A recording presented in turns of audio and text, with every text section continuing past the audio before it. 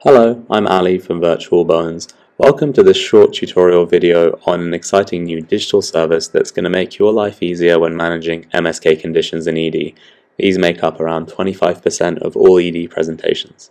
Virtual Bones digitalizes the MSK guidelines of your local hospital. It shows you what to do when an injury comes in through the door. It shows you where to find the equipment you need to treat it. And it even shows you how to apply that equipment in case you need a reminder. You can access Virtual Bones for free, either on one of the Trust computers or on your phone via our free mobile app. Wherever you access it, the content will be tailored specifically for your hospital. To access the mobile version, all you have to do is search for Virtual Bones in either the Google Play Store or the Apple App Store. Once you've done that, you can just download the app as normal.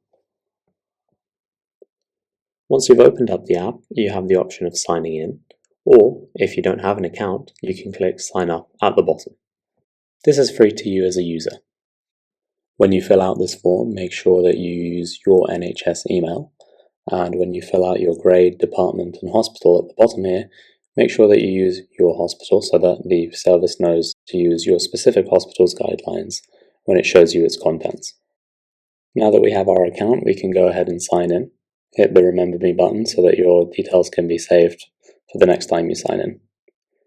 When you first sign in, you can choose this offline mode option, which saves the content of the service onto your phone so that you can use them without an internet connection. It's worth noting that if you access the service from one of the hospital computers, you won't need to be signed in. Alright, so this is what you see when you first log into the app. It's a skeleton that you can select different regions on.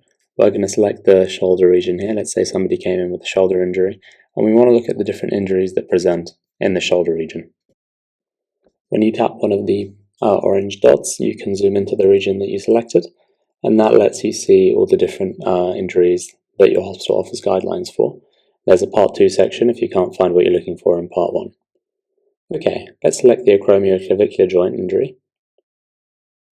When you open up a joint injury page, you see a nice radiograph that's annotated to show you what's going on. You also see two main sections, a documentation and assessment section, and also a management section. For now, let's focus on the documentation section. As the name implies, this section shows you what you need to document when an injury like that comes in through the door, and it also helpfully shows you what you need to assess when that injury comes in. For example, in this injury, you have to document whether there is tenting of the skin, as well as do some other assessments. But let's say you've never come across tenting of the skin before and you want to know what that looks like. Well, you can just tap on this icon here next to the bullet point, and it will come up with what that looks like in real life. You can zoom in a picture, and we can get rid of that for now and have a look at some of the other sections. You also need to document, for this particular injury, the neurovascular status of the limb that you're looking at. And again, you can click the icon that's next to the neurovascular status bullet point, and it will come up with a nice, helpful neurovascular status assessment that shows you where you need to touch to test sensation, as well as the special tests you need to do to test the motor function of the upper limb in an injury like this. Alright, now let's have a look at the management section.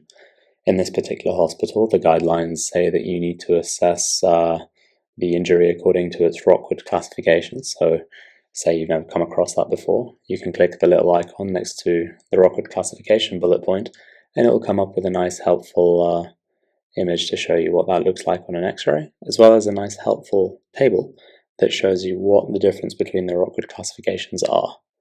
Let's say this is a Rockwood type 1 or type 2 injury, and we need to give them a polysling. You can tap the little icon next to polysling, and it will come up with something quite helpful. It'll show you what a polysling looks like, and specifically the brand of polysling that your hospital keeps. If you tap on the polysling link at the bottom there, it'll take you to the polysling page. There's a page similar to this for every splint and cast that your hospital keeps.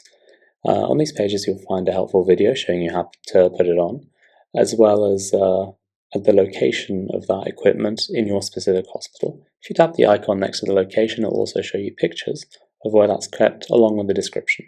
If you scroll down, you'll also likely find some tips to help you put it on if you've never done it before. Okay, back on the ACJ injury page, we see that this particular injury needs to be given a patient information leaflet on discharge.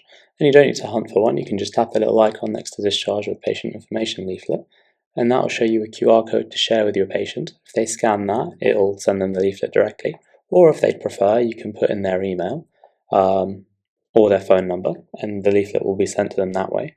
You can also click here to access the leaflet on that little link there, and it will take you to show you what the leaflet looks like so that you can see what you're actually sending them.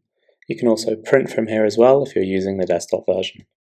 Okay, going back to the ACJ injury page, we can look at a slightly more serious ACJ injury, say it was a Rockwood type 3 to 6. They may need to be sent home after a referral to virtual fracture clinic. So if you don't know how to do that, you can just tap the icon next to refer to virtual fracture clinic, and it will take you to the etiquette page showing you how you do that in your specific hospital. This will include all sorts of helpful tips and guides.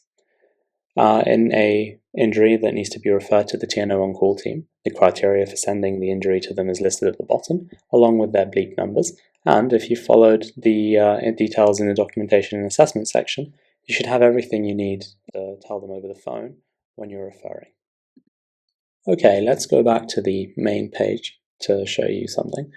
There is a side menu that you can use to access some of the other contents of the service without going through the injury pages.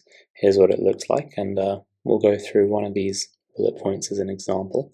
You can look at the list of injuries by region, you can look at all the splints and casts pages separately, you can look at any of the assessments without having to go through an injury page, and you can look at lots of patient information leaflets, some of which aren't included in the injury pages, but they're there for your own interest and learning. Let's have a look at the splints and casts section as an example. Once we've tapped splints and casts, we can select the upper limb to look at all the ones that are relevant to the upper limb. And if you look at the top there, you can see the polysling fitting instructions page that we had a look at earlier when we accessed it through the ACJ injury page. Let's look at Futura splint. And here we see something similar to what we saw on the polysling page. You see a description showing you where to find it in the hospital, along with pictures and some tips. One very cool thing about this service is that it's constantly being managed and updated to fit your needs, and there's a big emphasis on feedback. So on any page you can tap that little feedback box at the bottom, and that'll let you type out a feedback message telling us what you think about the particular page you're looking at, or it could be something general. These will go to your admin users who will be able to affect these changes after discussions. I hope you found this tutorial helpful, and thank you for listening.